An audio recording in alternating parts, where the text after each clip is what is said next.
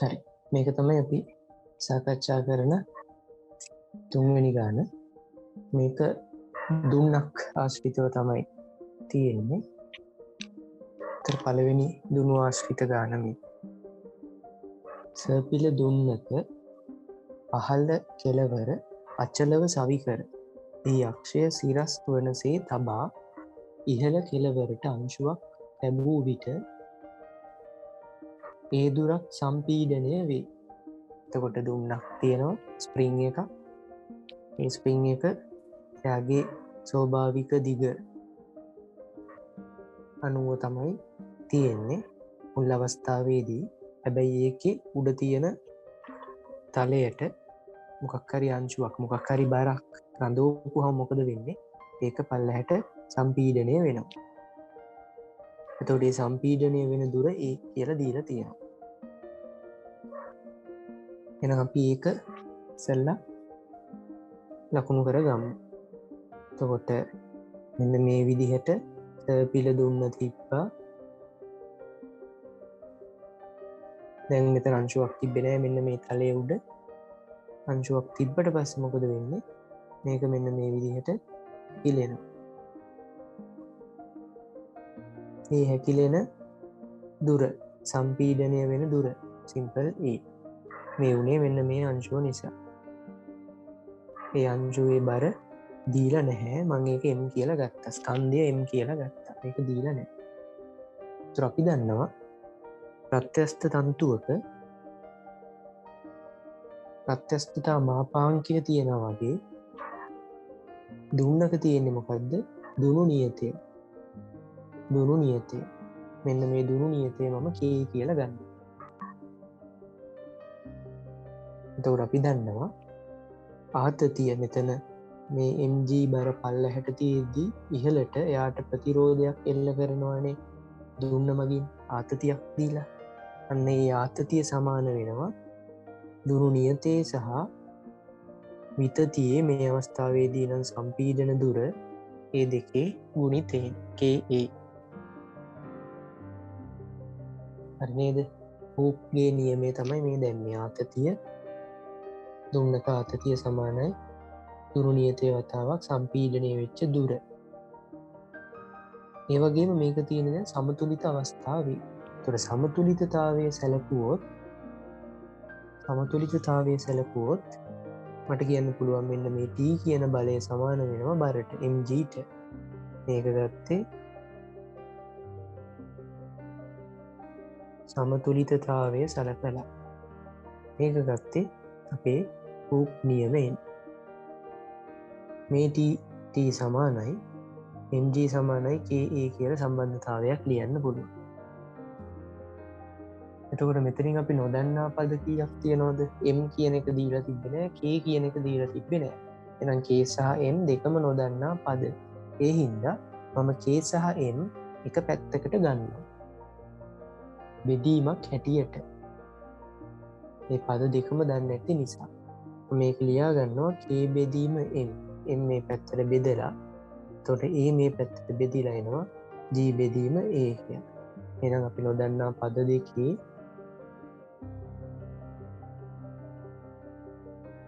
බෙදීම එනවා k බෙදීම m අනුපාතය g බෙදීම a කියලා.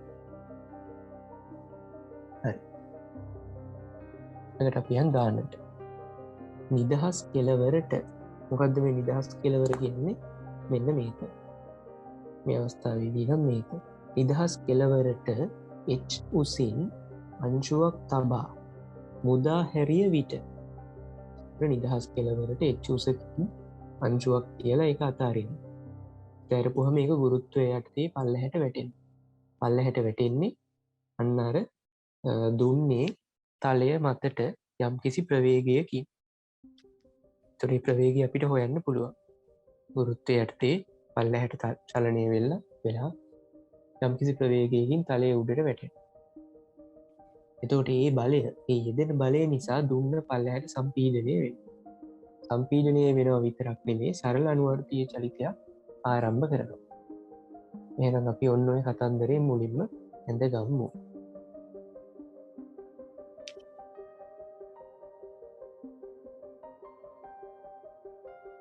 එතකොට දුන්නක් අදින්න යන්නේ මම නිකන් රේඛාවක් අදින්නේ. සිරස් රේඛාවක්. මේ තියෙන ආරම්භක ලක්ෂය, මේ තියෙන යන්න අර අංශුව h උසක් උඩින් තිබ්බ අංශුව පටන් ගන්න ස්ථානය A කියලා ගමු. දුන්නේ තලය දැන් තියෙන ස්ථානය B කියලා ගමු.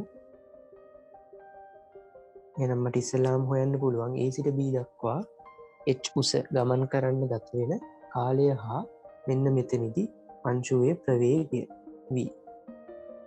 එහෙනම් මම මුලින්ම v වර්ග සමානයි u වර්ග දැන 2 as සිරස්ට පහළට දානවා A සිට B දක්වා චලිතයට. එතකොට මෙන්න මේ B ස්ථානයේ ප්‍රවේගය v, ආරම්භක ප්‍රවේගය 0.2යි, ගුරුත්වය යටතේ තමයි චලනය වෙන්නේ g, ගමන් කරපු විස්ථාපනය h. එහෙනම් v කියන්නේ වර්ගමූල 2g h. ඊළඟට කාලය හොයන්න පුළුවන් s සමානයි ut ධන භාගයයි at වර්ගය. නැවතත් A සිට B දක්වා සිරස්ව පහළට ගමන් කරන දුර h, ආරම්භක ප්‍රවේගය 0යි, ගුරුත්වය යටතේ එහෙනම් ත්වරණය g, කාලය t. t යුක්ත කරපුවම t වර්ගය යුක්ත කරපුවම එන්නේ 2h බෙදීම g කියලා. වර්ගමූලය ගත්තාම මේක තමයි කාලය.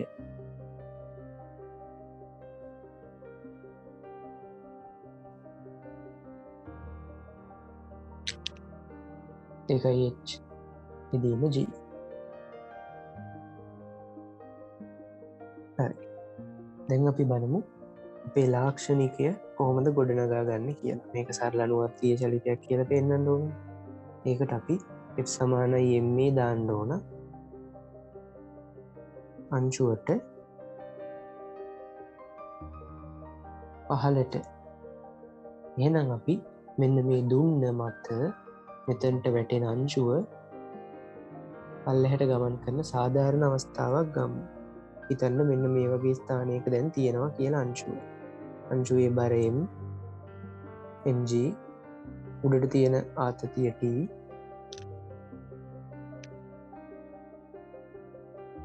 එයා පල්ලෙහාට ගමන් කරලා තියෙන දුර විත්තතිය මෙතන ඉඳලා මෙතනට x කියලා ගමු. විතතිය x.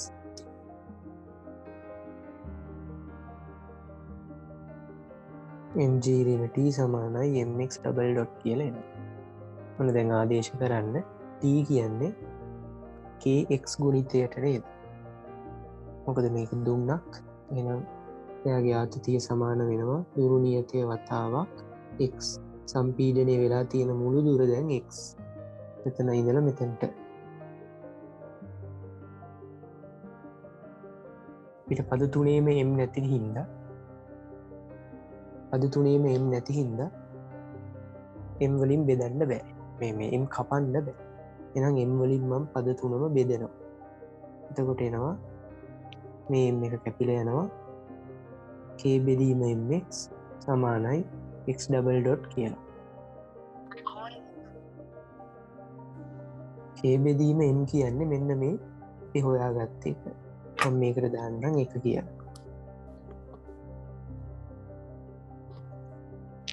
එතකොට එකෙන් මට ආදේශ කරන්න පුළුවන් මෙන්න මෙතනට මොකද්ද? g ඍණ k බෙදීම m කියන්නේ g බෙදීම a. වතාවක් x සමානයි x ඩබල් ඩොට්. දැන් x ඩබල් ඩොට් උක්ත කරලා මෙතනින් වරහන ඇතුළට x ගත්තොත් මගේ පොදු සාධකයේ ඍණ g බෙදීම a.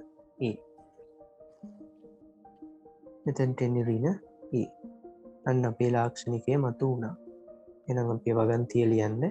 මෙය සරල අනුවර්තී චලිතයක ලාක්ෂණිකය නිරූපණය කරයි. ඔමේගා වර්ගය කියන්නේ g බෙදීම a, කේන්ද්‍රය x සමාන වෙන්නේ මෙයා බිඳුවට සමාන කරපුවා මෙන්න x a. ඒ කියන්නේ මෙන්න මේ විතතිය මෙතන ඉඳලා a දුරක් පල්ලෙහාට එන්න ඕන. a දුරක් පල්ලෙහාට ආවහම තමයි අපේ කේන්ද්‍රය හම්බෙන්නේ. මේ තියෙන්නේ කේන්ද්‍රය C කියලා ලකුණු කරන්න. එතකොට ඒක තියෙන කොච්චර දුරක් පහළින්ද? ඒ දුරක් පහළින්.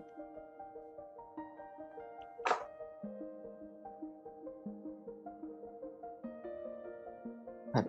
දැන් අපේ දෙවනි සූත්‍රය පාවිච්චි කරන අවස්ථාව. මොන ලක්ෂයේද ප්‍රවේගය දන්න. මෙන්න මේ ලක්ෂයේ B ලක්ෂයේ ප්‍රවේගය දන්නවා. එහෙනම් B ලක්ෂයට මට මේ සූත්‍රය පාවිච්චි කරන්න පුළුවන්. B ලක්ෂයේ ප්‍රවේගය v වර්ගමූල 2gh. එයාගේ වර්ගය කියන්නේ 2gh. ඔමේගා වර්ගය කියන්නේ g බෙදීම a. a වර්ග ඍණ x වර්ග කියලා එනවා. මොකද්ද මේ x කියන්නේ? x කියන්නේ අපේ B ලක්ෂයට කේන්ද්‍රයේ සිට ඇති දුර a. මෙතනට එන්නේ සිම්පල් a. ඊට g කැපෙනවා. හරස් කුමිතිය දාන්න 2ah සමානයි කැපිටල් A ඍණ a වර්ග. මෙතන දැන් පොඩි ප්‍රශ්නයක් තියෙනවා. මොකද්ද? මේ පදය මේ පැත්තට ගෙනිච්චොත් සුළු කිරීමක් කරන්න බෑ. හේතුව 2ah සහ a වර්ගය කියන්නේ සජාතීය පද නෙමෙයි. කලින් අපි සාකච්ඡා කරපු හැම ගානකම සජාතීය පද තිබ්බේ. මෙයා මේ පැත්තට ගෙනහිල්ලා මෙයත් එක්ක සුළු වෙලා විස්තාරයට කැපිටල් Aට පැහැදිලි උත්තරයක් එනවා. මෙතන එහෙම එකක් කරන්න බෑ. මේ දෙන්න සුළු කරන්න බෑ.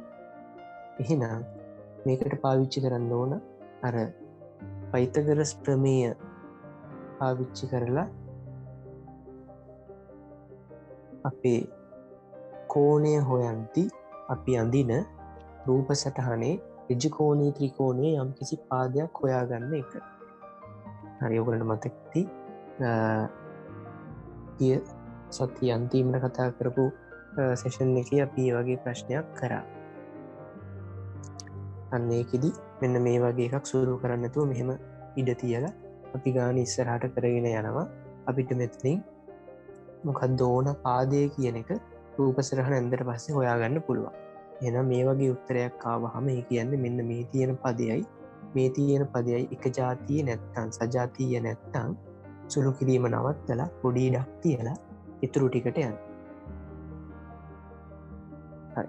දැන් ඉතුරු ටිකට යන්න මම රූප සටහන අඳින්න ඕන. මම හිතනවා මෙන්න මේ සරල අනුවර්තීය චලිතයේ අවසාන ලක්ෂය 15ම ලක්ෂය මෙතන කියලායි කියන්නේ මේ දුන්න උපරිමේටම සම්පීඩනය වුණාම ඔන්න ඔය වගේ මට්ටමකින් නවතිනවා කියලා. ඒක අපි ගමු D කියලා. මෙතනට යන්න බෑනේ. දුන්නක් නේ තියෙන්නේ. එහෙනම් අහලම ලක්ෂය D නම් D ඉඳලා අපි අඳිනවා අපේ ඡාපය. ඊළඟට කරන්නේ සරල අනුවර්තීය චලිතයේ පටන් ගන්නා ස්ථානය B. ඒ ස්ථානයේ ඉඳලා අපේ ඡාපයට තිරස් රේඛාවක් අඳිනවා. කේන්ද්‍රයේ සිට මෙන්න මේ තිරස් රේඛාව ඡාපය ඡේදනය කරපු ලක්ෂයට යා කරනවා. එතකොට එනවා අපිට කේන්ද්‍රීක ඛණ්ඩයක්. මෙන්න මේ කේන්ද්‍රීක ඛණ්ඩය තමයි සරල අනුවර්තීය චලිතයේ කෝණය හොයාගන්න පාවිච්චි කරන්නේ. මේක තමයි සරල අනුවර්තීය චලිතය ආවරණය කරපු කෝණය.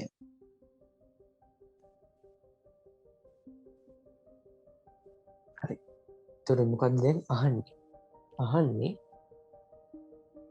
අර H කුසකින් අංශුව නිදහස්ව අතෑරපුහම ඒ අංශුව මෙතනට වැටිලා සරල අනුවර්තීය චලිතයේ පටන් අරගෙන මෙන්න එයාගේ විස්තරය දක්වා ගමන් කරලා ආපසු දිගෑරෙන. ආපසු දිගෑරෙද්දි මෙතනින් දිගෑරීම නවතයි. ඇයි? දුන්න මෙච්චරයිනේ. මේ පැත්තට ගියා අපහු මෙතනට ආවා නැවතුණා. හැබැයි මේ උඩට එද්දී මේ අංශුවට යම්කිසි ප්‍රවේගයක් තියෙනවා. මෙන්න මේ ප්‍රවේගයම තමයි උඩට පටන් ගන්න තිබ්බ ප්‍රවේගයම තමයි ආපසු ගමන් කරලා මෙතනට එද්දි තියෙන දිශාව හැබැයි ඉහළට. හැබැයි දුන්න මෙතනින් එහාට චලනය වෙන්නේ නැහැ. අංශුවට v ප්‍රවේගයක් තියෙන හින්දා එයා මෙතනින් උඩට ගමන් කරන්න පටන් ගන්නවා. අංශුවට ප්‍රවේගයක් තියෙන හින්දා ඒක උඩට යන්න පටන් ගන්නවා. ඒ කියන්නේ B සිට D දක්වා ගමන් කරලා නැවතත් D සිට B දක්වා ගමන් කරලා දුන්න නවතිනවා. අංශුව දුන්නෙන් එළියට උඩට විසික් වෙනවා. මෙන්න මේ ප්‍රවේගය නිසා අංශුවට මෙන්න මේ තලයේ ගැටිලා ඒක මත පවතින්න බෑ. එයා උඩට මෙහෙම විසික් වෙනවා. ආපහු මෙහෙම උඩට ගිහිල්ලා මෙතනින් ආපහු ප්‍රවේගයේ බිඳුව වෙලා ආපහු පල්ලෙහාට වැටෙනවා.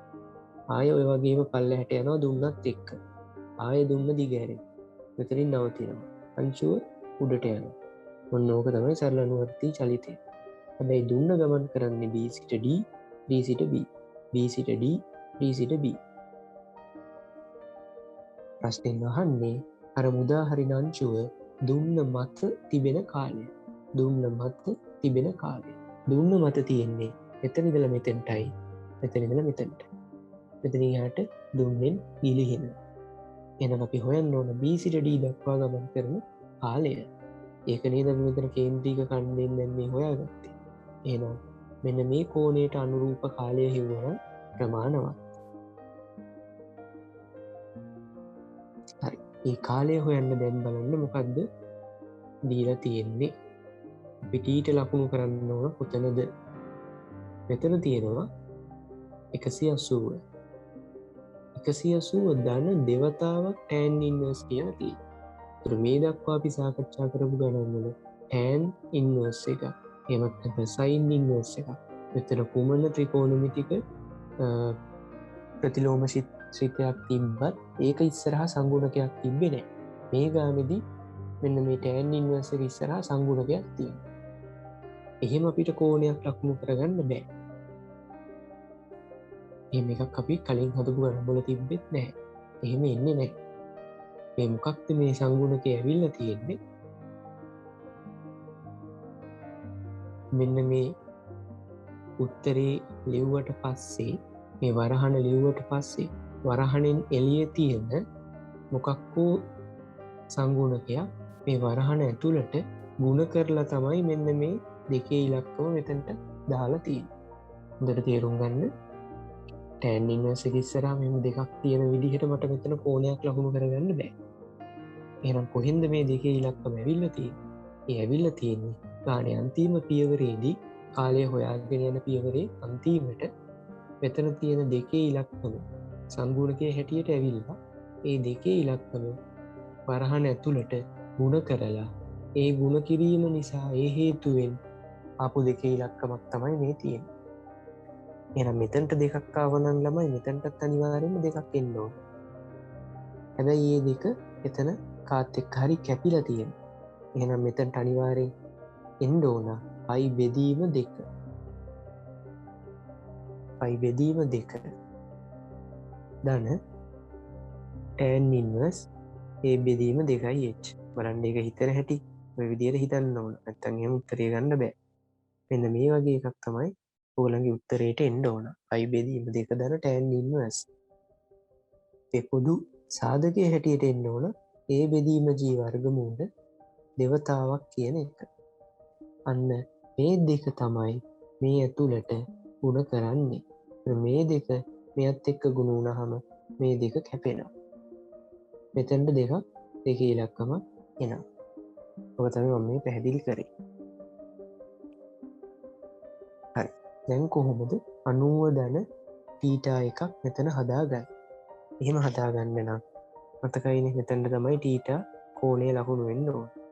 මෙතනට තමයි θ කෝණය ලකුණු වෙන්න ඕන. එතකොට තමයි මෙන්න මේ ආවරණය කරපු කෝණය 90 ධන θ කියලා එන්නේ. හරි. මෙහා θ නම් tan inverse එහෙමත් නැත්නම් tan θ කියන්නේ මොකක්ද? දැන් යා ඒක හොයන්න. tan කියන්නේ සම්මුඛ පාදයේ බෙදීම බද්ධ පාදය. බද්ධ පාදය දන්නේ නැහැ. මේක යගේ දන්නේ නැහැ. බද්ධ පාදය හොයාගන්න ඕන මෙන්න මෙතන. මෙන්න මේ ඍජු කෝණී ත්‍රිකෝණයේ කර්ණය කියන්නේ මෙතන ඉඳලා මෙතනට මොකද්ද? විස්තාරය කැපිටල් A මේ තියෙන්නේ. ඒක මොකක්ද කියලා අපි උක්ත කරලා ගත්තේ නැහැ. අපි දන්නවා මෙතන මෙතන තියෙන කැපිටල් E. ඒකම තමයි අපේ කරණය වෙන්නේ. මේ ඍජු කෝණී ත්‍රිකෝණයේ කරණය වෙන්නේ ඒ විස්තරය. මෙයා සිම්පල් A. මෙන්න මේ පාදය. මෙයා කරණය කැපිටල් A. මේ පාදය සිම්පල් A නම් මෙතන ඉඳලා මෙතනට මොකක්ද? මේ පාදය මොකක්ද? ඒක තමයි මෙන්න මේ තියෙන්නේ. මෙයා කැපිටල් A, මෙයා සිම්පල් A. ඒ දෙන්න විතරක් සලකලා මෙයාගේ දිග කියන්නේ කර්ණයේ වර්ගය, මෙයාගේ වර්ගය ඍණ මේ පාදයේ වර්ගය. ඒකේ වර්ගමූලය තමයි මෙතනට එන්න ඕන. මේ පාදයට එන්න ඕන. කර්ණයේ වර්ගය ඍණ මේ පාදයේ වර්ගය තමයි මෙතනට එන්නේ. පයිතගොරස් සම්බන්ධතාවයෙන් තමයි ඒක ගත්තේ. ඒ වර්ගය ඍණ සිම්පල් A වර්ගය කියන්නේ මොකක්ද? මේ තියෙන්නේ කැපිටල් A වර්ග ඍණ සිම්පල් A වර්ග. ඒ කියන්නේ 2AH. එහෙනම් මේ කොටස වෙන්නේ 2AH ගේ වර්ගමූලය. එන්න මෙයා අපිට ඉතුරු කරගන්න ඕන නිසා තමයි මෙතනින් එහාට ගන්න සුළු කරේ නැත්තේ. මෙන්න මේ සම්බන්ධතාවය මෙතනට අවශ්‍ය නිසා. තොරුවට මෙතනින් කැපිටල් A උක්ත කරගන්න එක තේරුමක් නැහැ. එහෙනම් මෙතන ඉඳලා මෙතනට අගය දැන් දන්නවා. එහෙනම් අපි ලියමු tan theta. tan theta සම්මුඛ පාදය බෙදීම බද්ධ පාදය. මේ දෙන්න සුළු කරපුවම වර්ගමූල A එකක් උඩින් ඉතුරු වෙනවා. බලන්න. A බෙදීම 2h. A බෙදීම 2h. උත්තරේ ආවා. මාරාතන් දැන් උත්තරේ ඇවිල්ලා තියෙනවා. හරි හැපි. ඔන්න ටීටා උත්තරේ. කාලය සමානයි කෝණය බෙදීම ඔමේගා. කාලය කියන්නේ මොකක්ද? මෙතන ඉඳලා මෙතනට ගමන් කරන කාලය. TBD. කෝණය මොකක්ද? 90 ධන ටීටා. බෙදීම ඔමේගා. බෙදීම ඔමේගා කියන එක කොහොම ලියනවා? එකපාරේ කියට ඔමේගා. ඔමේගා කියන්නේ මොකක්ද? මේ තියෙන්නේ G බෙදීම A. එකයට ඔමේගා කියන්නේ මොකක්ද? මෙන්න මෙයාගේ පරස්පරය. A බෙදීම G වර්ගමූලය. ඔමේගා වර්ගයනේ තියෙන්නේ. ඔමේගා බලන්න වර්ගමූලය ගත්තා. 90 ධන ටීටා. ටීටා කියන්නේ ළමයි tan inverse A බෙදීම 2h.